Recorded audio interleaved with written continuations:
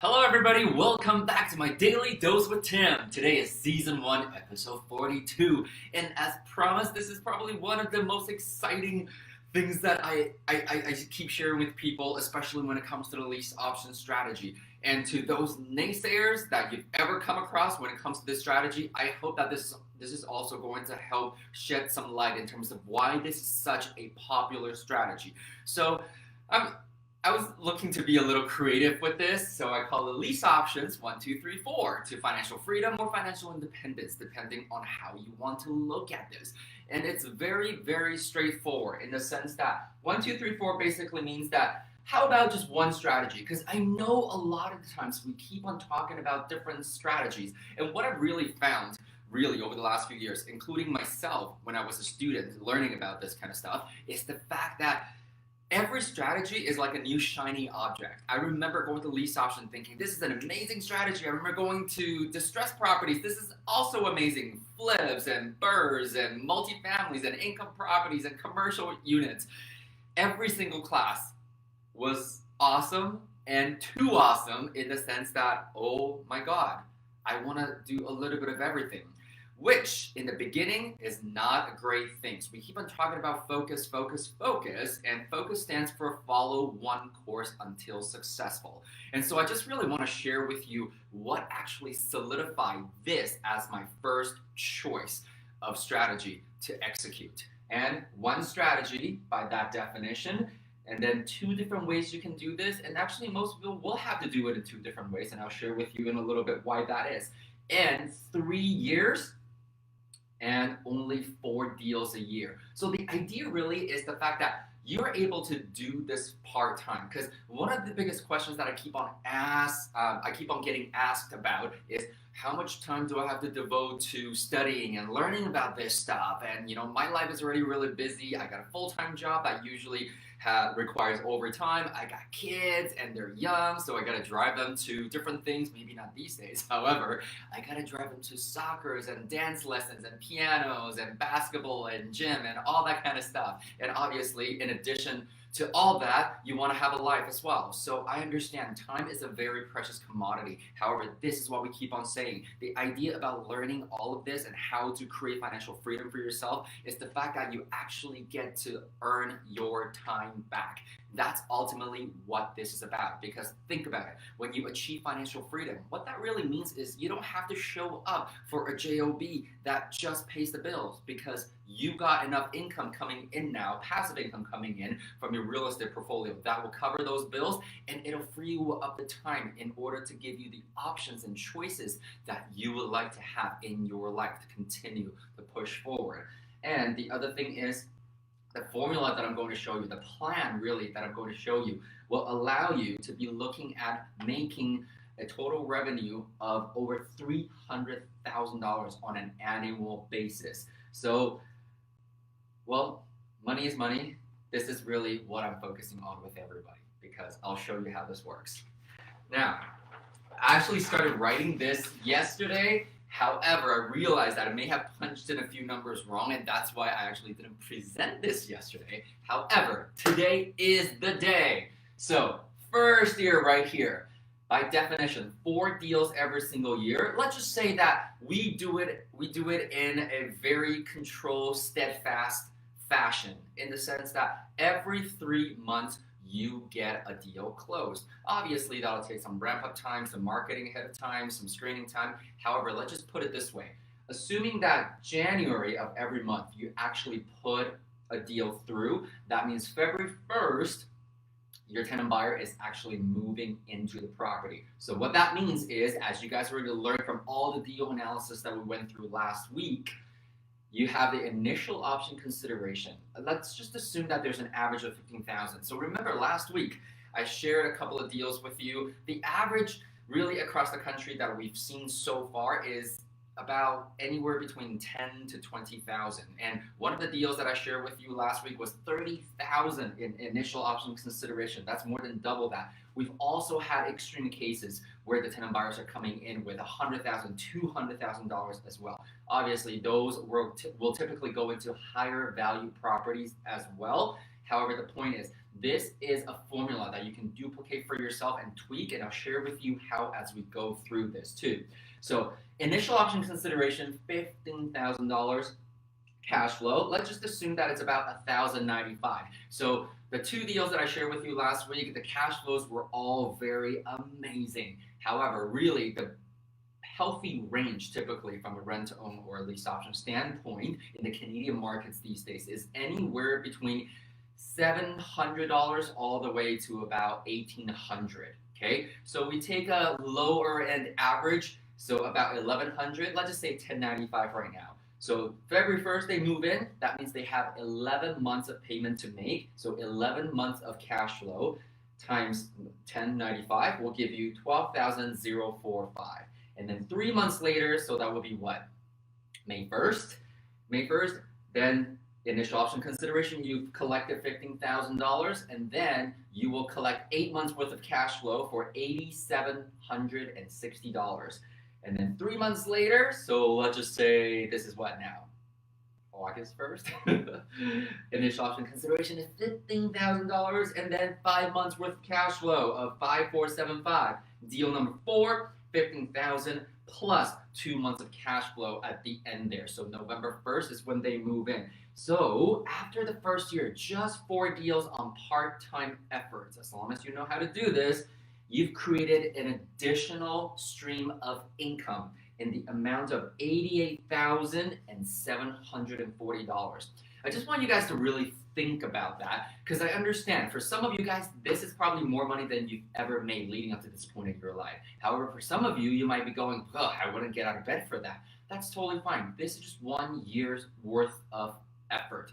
However, remember, for a lot of people, you might not actually be able to carry all the qualifications yourself or have the resources. If you do, congratulations, okay? If you don't, this is what I meant by 2 ways of doing this, because most people now will bring in joint venture partners to come in here, and even if you want to split that 50-50, that just means part-time effort, 4 deals a year. You've made an additional $44,000 a year, or you chop that in half, about an average of $3,600 on a monthly basis.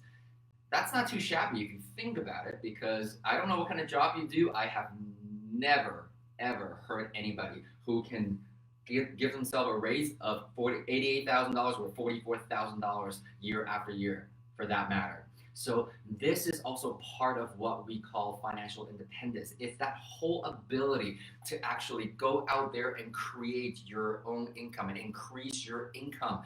It's that control that you're going to have now when you can actually implement this, okay?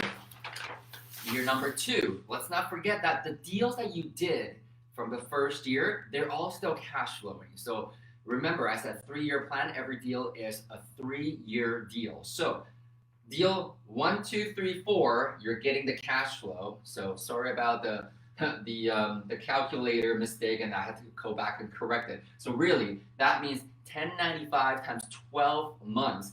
Every year, each deal will give you $13,140. So all 4 from year 1. And then we do deal 5, 6, 7, 8. At the end of the 2nd year now, I don't know if you can see this.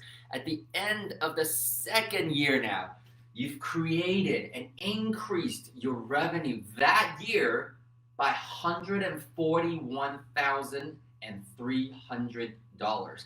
Once again, chop that in half. You've just given yourself a raise again, and you've created an additional $70,000 on an annual basis. Or if you want to break it down on a monthly basis, because that's really what counts a lot of times these days, is over $5,000, almost $6,000 on a monthly basis in additional income. So at this point, I usually like to ask you, do you think your lifestyle or your life or your living quality is going to start to improve a little bit? I think so, really. So 3-year deals, right? We keep saying that. Let's start and go into year 3. You are going to be cash flowing from the first 8 deals that you did from year 1 and year 2 combined. So that is the total cash flow over there. And then we do deal 9, 10, 11, and 12. So Year 3 now, you're almost making an additional $200,000 a year now. And break it down, 16,155 and divided by 2 once again. An additional $8,000 per month in income into your pocket. I don't know about you, however, I understand an average Canadian family these days, regardless of how many people are in that family, usually your monthly expenses is anywhere between $4,000 to $7,000. I understand for a fact now that this can actually start to be a bit life-changing for many, many of us. And that's not the end of this, because we keep saying this is a marathon, not a sprint, okay? Year 4, you see I had to do some corrections there once again. Deal 1 to 4, they start to close, because if you do right by your tenant buyers, you guide them properly, starting year 4, you're gonna start to reap the benefits of not only making good money throughout, but really seeing the joy on people's faces when you can put them into home ownership. There are people that never thought that they could be able to become homeowners through lease options. When run properly and legally, you are able to really, really help a lot of people realize that goal and dream. So let's just say that profit at closing is about $28,200. The first 4 deals from the first year, and then you're still cash flowing from the other 8. You're still cash flowing from deal 2 to 4 that year, because as the 3-year mark comes due, they actually gets pushed back. So that means even though you're already collecting on the sale first, there's still monthly cash flows that you're going to be collecting throughout that year. And then you're still cash flowing from the deals that you did in year 2 and year 3. So 8 in total, that's the cash flow that you're getting. And then we do 4 more deals. Remember, this is about consistency. Consistency and discipline will pay off. And we always talk about that in Trust Your Talent, internally at least, is discipline equals freedom. And I kind of recycled the paper a little bit because I just couldn't bear just writing 2 lines yesterday and then tossing it out. So lease options 1, 2, 3, 4. One strategy is 2 ways, meaning you can hold it, mortgage yourself, or share the wealth. Do 50-50 joint ventures. You're still going to be doing pretty well. 3-year deals and only 4 deals per year. Let's come back here. The result of year 4 now is your total income that year is going to be in the $300,000+ a year range. Again, I don't know about you and what you do. I've never heard anybody in their regular jobs that can basically create an additional income of over $300,000 or get a raise of over $300,000 a year in just 3 short years. Okay, so think about that. And if you need to chop it in half once again, it's about $163,000 per year in additional income. I know for some of you, this is your entire combined household income. Maybe you have 2 people working full-time, even 3 people working full-time. And breaking that down into a monthly figure, you're looking at an additional $27,000 and change in additional income. Or chop that in half once again if you got to bring some joint venture partners, okay? Then you're still making $13,000, $14,000 on a monthly basis. So really, really want to level with you here right off the bat is that even if you have to do that on a 50-50 split, an additional $163,000 a year at 4 deals per year, I think life would actually be changed for the better for you and for your family as well. And this is why I do what I do. I teach what I teach. And it's also because of the fact that this math was really what got me through the tough times, in the sense that I'm not going to lie to you. There have been times during the last decade where I doubted it. I doubted myself. I doubted the process. And I doubted whether or not this was ever going to work or happen. However, you just got to learn to trust the process, put your head down, and if all else fails, make sure you come back and watch this video and write down, copy the numbers, so that let the numbers do the talking. And this is what we keep saying. This is investing. Let the numbers do the talking. Numbers don't lie. I just mapped out everything for you. You just have to keep yourself accountable and fixed and focus on the end goal that you're looking for. So we all go through it. If you need additional help, let me know. And this is really something that I've been wanting to share ever since the first episode last Monday when we started talking about lease options. Because it's all great to understand the ins and outs, the deal analysis, and all that. However, to me, this is what drove it home for me. It's the ability to change other people's lives while changing my own life at the same time. So I hope you enjoyed this, and I will see you back here tomorrow. As you guys know, during the week, Monday to Friday, I will be here Facebook Live at 4:30 p.m. Pacific Time, 5:30 Mountain Standard Time, and 7:30 Eastern Standard Time. Thank you very much. Enjoy the weather, have a great evening, and live well, everybody.